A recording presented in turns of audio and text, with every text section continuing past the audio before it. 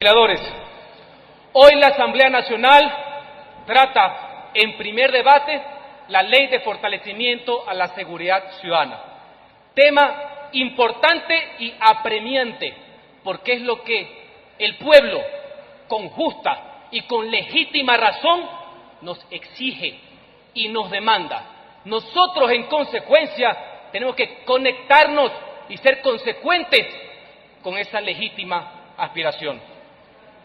El antecedente del proyecto fue una interesante y valiosa convergencia que existió en la ciudad de Guayaquil, suprapartidista y supraideológica, de presentar un proyecto para evitar que la justicia ampare a los victimarios, cuando la lógica es que ampara y proteja a las víctimas.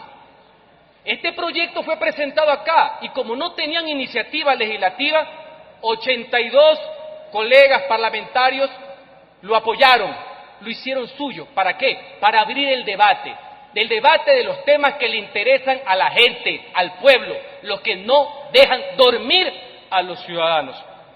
Cabe destacar que este proyecto está circunscrito a lo que se denominan los delitos atroces.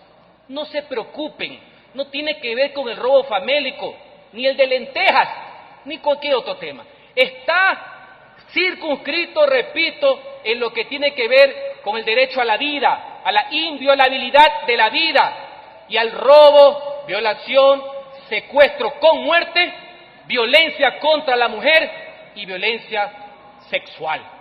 A eso nos estamos definiendo. No es lo más amplio, eso se está viendo en el Código Integral Penal, del cual este proyecto es parte integral. Todos los artículos, más allá que ha sido tramitado a cuerda separada, tienen que ver con reformas puntuales al Código Integral Penal. Por eso, en el marco de la misma Constitución de la República, nuestro trabajo es garantizar esa tutela judicial efectiva, el derecho de la víctima a acceder a la justicia y fundamentalmente acceder a la reparación. No podemos, bajo ningún concepto, darle la espalda a esta exigencia. Y aquí vale una precisión. Yo no voy a felicitar el trabajo de la comisión, es nuestra obligación hacerla. Desconfíen de esos políticos que dicen que se sacrifican por la gente. Esto no es sacrificio, uno lo hace porque quiere, uno lo hace por responsabilidad, si no, no estuviéramos aquí y el pueblo no nos hubiera otorgado la confianza a través del voto. Pero sí voy a precisar, porque dicen que el tema no se ha tratado, y esto lo han dicho de muchos lados, inclusive de gente que nos respalda. No, señores, el tema sí fue tratado y fue debatido arduamente, yo doy fe de aquello. Decenas de comisiones, de audiencias, de académicos. Y aquí quiero rescatar algo. El hecho que haya diferencias no significa que existan inobservancias, que sería el no haberlo tramitado. Sí se lo hizo con responsabilidad. Qué bueno que uno puede encontrar convergencias en los objetivos y diferencias en los mecanismos. Porque yo quiero también rescatar algo. Yo estoy seguro que todos aquí estamos de acuerdo con la temática, todos. Yo no soy sectario, todos.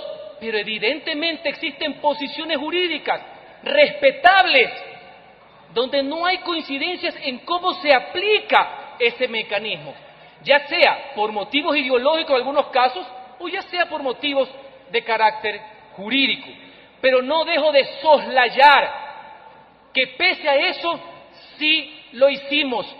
Aquí está el informe, aquí estamos tratando, estamos debatiendo un tema del ciudadano, en vez de estar tratando temas banales de a 3 minutos como le gustan a algunos, sino los temas reales y no las disputas estériles. Eso es lo que yo pondero, pese a las diferencias que puedan existir. La seguridad ciudadana, colegas legisladores, es un tema que tiene que ser visto integralmente, no es un tema coyuntural, es fundamentalmente estructural, donde cada nivel de gobierno dentro de un Estado y función tiene que cumplir su rol. Nosotros a ser herramientas jurídicas eficaces, el gobierno nacional cumplir con su primera obligación, que es proteger la vida de los ciudadanos. Para eso se conformó el Estado, la sociedad jurídica y políticamente organizada. Si no estuviéramos en la tribu, pues en la horda. Y como tienen el monopolio de la fuerza pública, entender que ese es su trabajo. Y fundamentalmente, la justicia, porque de nada sirve tener las mejores normas si los operadores de justicia le dan la espalda al ciudadano y protegen a los victimarios. Son los operadores de justicia quienes tienen que proteger siempre a los inocentes y no fallar, como lamentablemente han y están fallando. Con estos antecedentes, por primera vez en 6 años voy a utilizar esa pantalla, que corra video, como decían por ahí.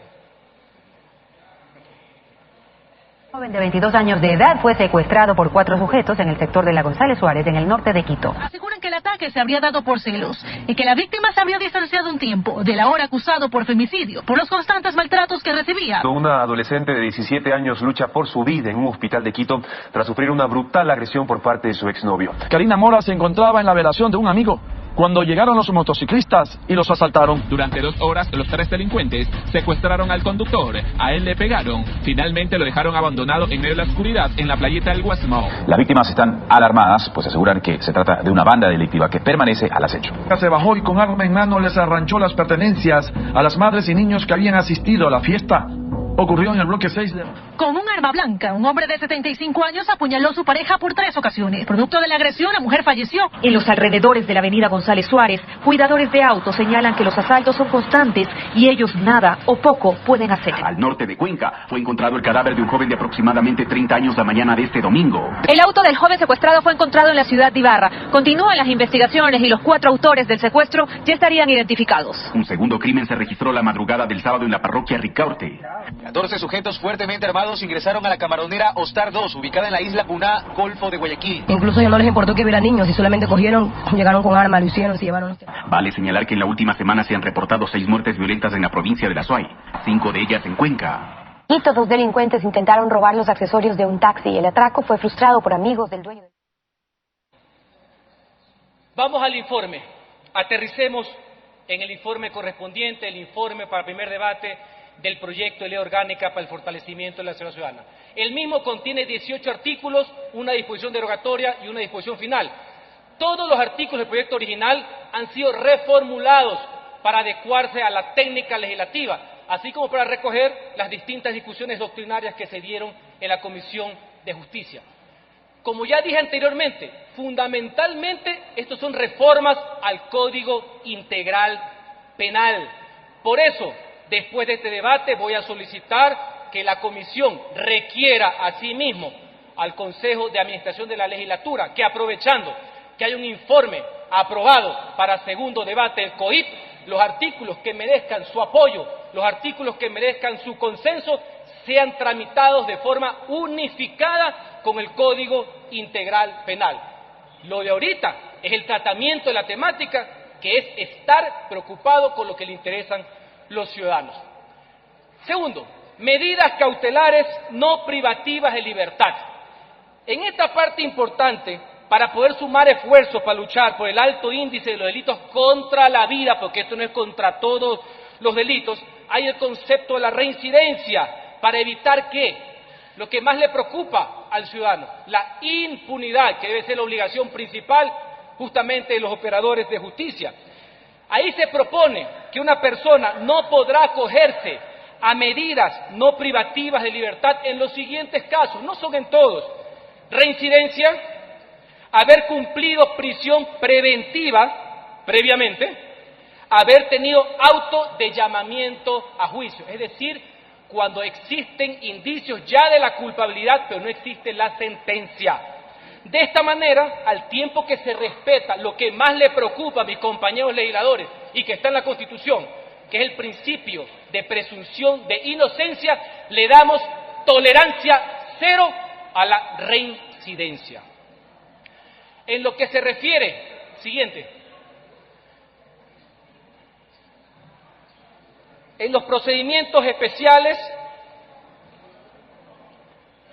Este acápite está dividido en 5 temas a tratar: procedimiento abreviado, procedimiento directo, suspensión condicional de la pena, conciliación y principio de la oportunidad. Colegas, la indolencia no puede responderse con imprudencia. Este tipo de mecanismos legales, sin duda alguna, en la práctica han servido de pretextos para que malos operadores de justicia no cumplan con su deber y han sacrificado el acceso a la justicia justamente de los ciudadanos. Por eso, en estos determinados tipos, que no son todos, no se preocupen, no puede existir procedimientos especiales. Principio de oportunidad, en la pantalla, por favor. Artículo 412 del COIP, permitir que la Fiscalía, que representa a la sociedad, al Ministerio Público, no pueda abstenerse, es decir, que no se hagan los locos, de iniciar ni desistir de iniciar acción en delitos contra la inviolabilidad de la vida, robo, secuestro, violación con muerte, violencia contra las mujeres, violencia sexual. Dichas herramientas jurídicas jamás, nunca más sean excusa legal para que los causantes de las omisiones prevalezcan y favorezcan a la impunidad. Sobre la prisión preventiva, este fue uno de los temas, señores legisladores, medios de comunicación, más álgidos y más interesantes, porque uno aprende todos los días. En estos 2 años he estudiado más que en todas mis experiencias universitarias, y uno aprende. ¿Cuál fue la demanda ciudadana? ¿Cuál es la exigencia? ¿Cuál es el reclamo? ¿Cuál es la indignación de la gente? Que hay personas detenidas en estos delitos que entran y salen de la cárcel como salen de su casa. Y yo me hago una reflexión, me hago una pregunta. La pregunta no debería ser, ¿por qué salen después de 1 año sin sentencia, precepto constitucional? Sino, ¿por qué diablos no son sentenciados dentro del año que están detenidos? Entonces, el reclamo ciudadano es hacia el concepto. Nosotros tenemos la obligación de canalizarlo, de determinarlo, de esgrimirlo, de cuál es el problema y cuál es la solución.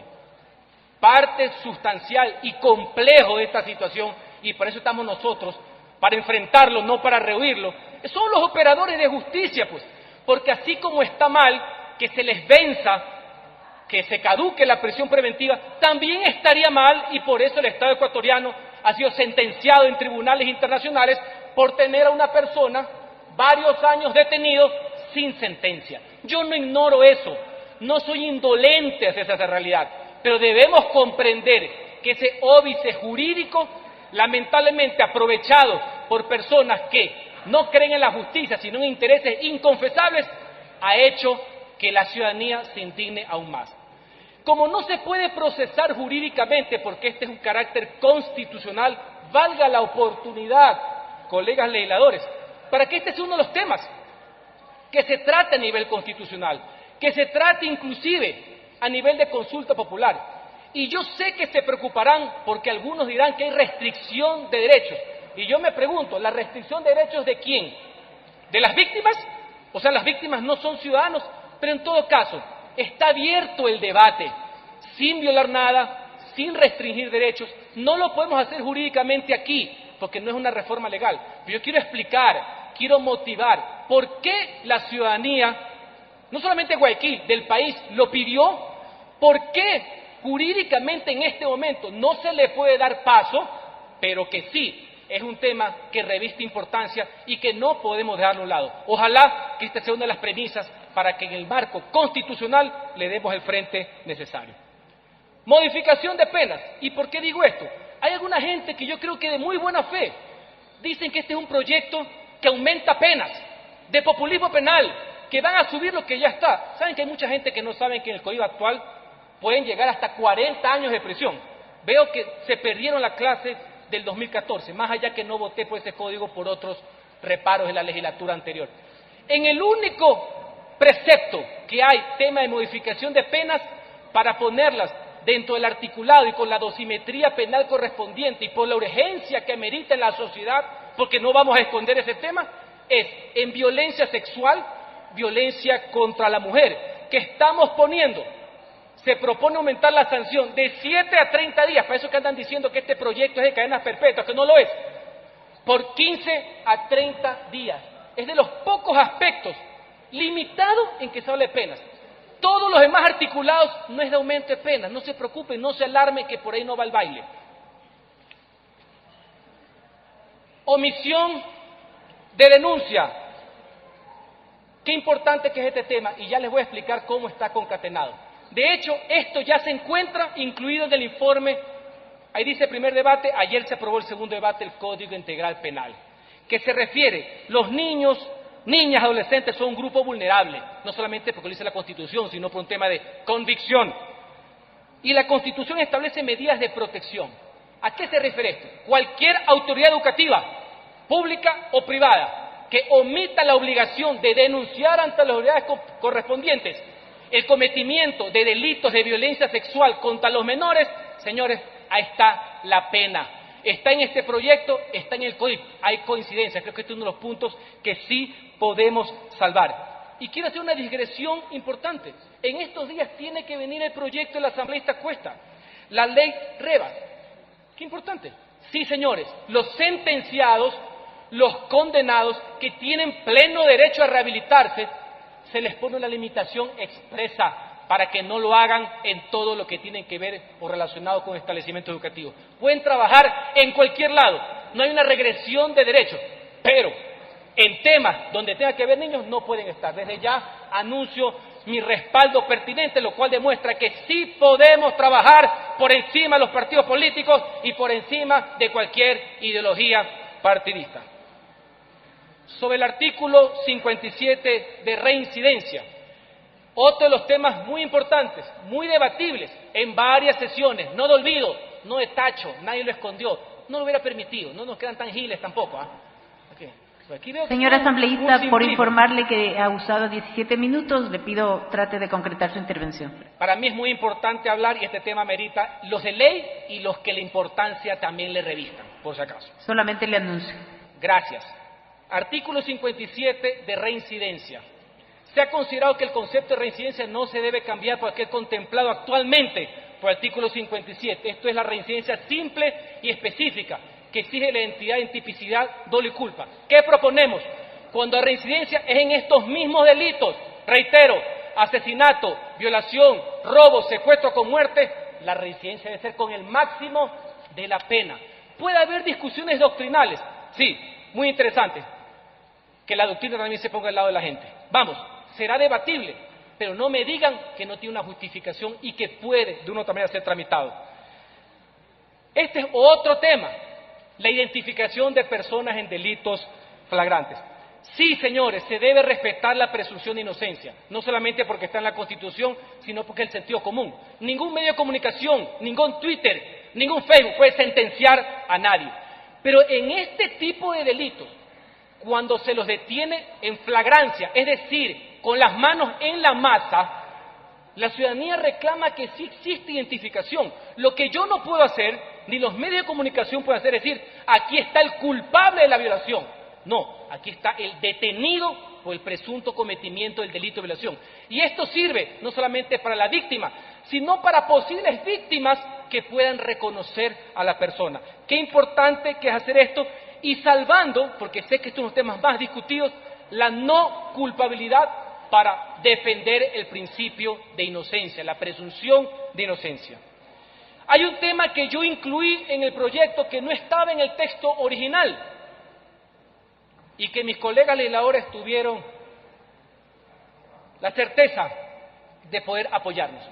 Y aquí viene un tema que es de fondo. La queja es que la gente no es sentenciada, ya sea porque burlan el año, ya sea porque hay corrupción judicial, ya sea porque hay inoperancia. Pero hay otro problema. Los pocos que sí son sentenciados, resulta ser que se hacen acreedores a ciertas medidas garantistas. Yo lo entiendo, pero en estos delitos tenemos que poner especial atención.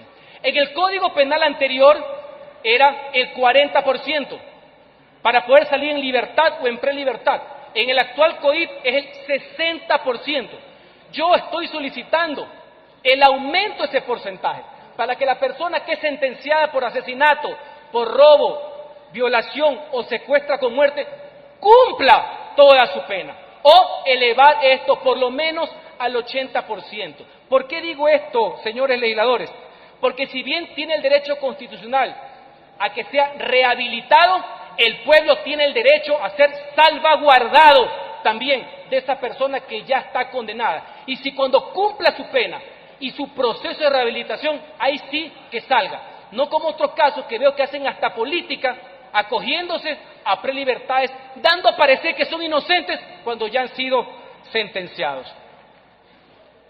En conclusión, señores y señoras legisladores, yo entiendo que en momentos de desesperación ciudadana y del pueblo vean en este tipo de normas una tabla de salvación.